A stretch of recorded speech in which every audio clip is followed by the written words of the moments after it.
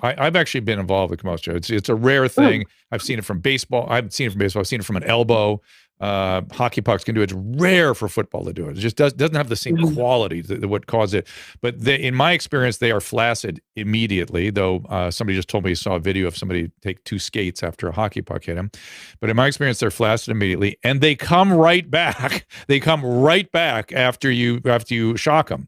Now, if you are too long without a shock, perhaps his anoxic brain injury became irreversible, or he had anoxic injury to the myocardium itself.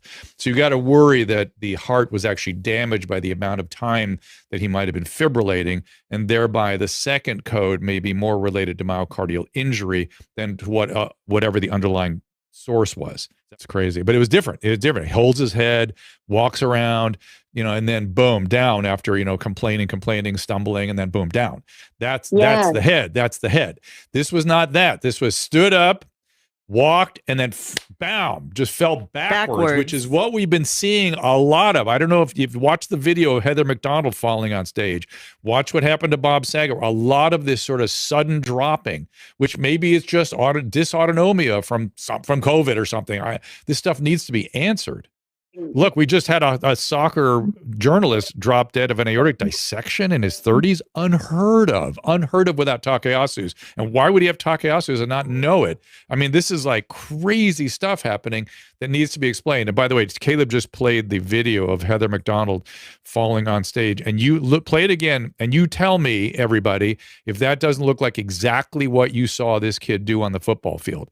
Take a couple of steps and then backwards. Step, back. That's exactly what happened to this tragedy on the field.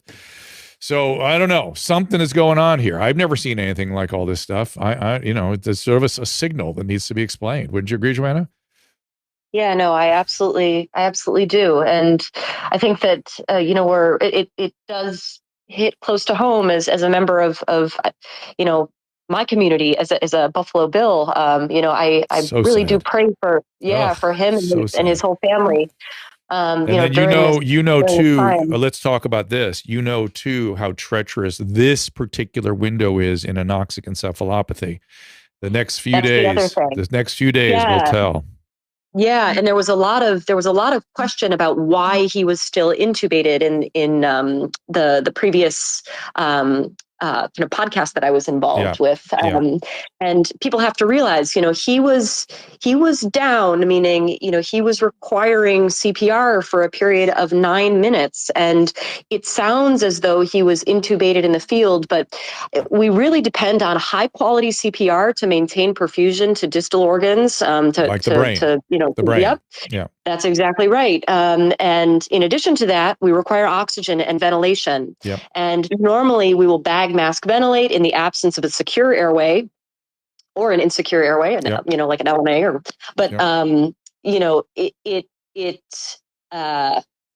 it's really important in prognosticating, what his outcome will be, because he may make, God willing, he'll make a full recovery. Yeah. But really, it's that high quality CPR. He could be on a ventilator for a week with a hypoxic encephalopathy. I mean, it could easily happen.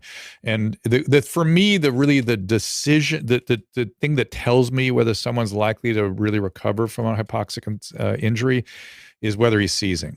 They've told us that he put him to sleep, and I hope that's just to make him comfortable on the ventilator. But if he's seizing, then it gets into a different category. So and a lot of those medications that are meant to sedate and keep patients comfortable are also exactly. Yeah. So they may quiet it down, but I'm sure that he's getting all types of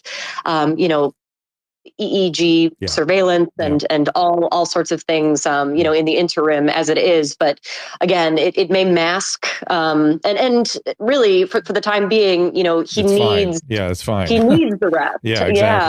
His body needs the rest, and the oxygen demand and all of these metabolic demands go down with what we do to recover these patients following an arrest event.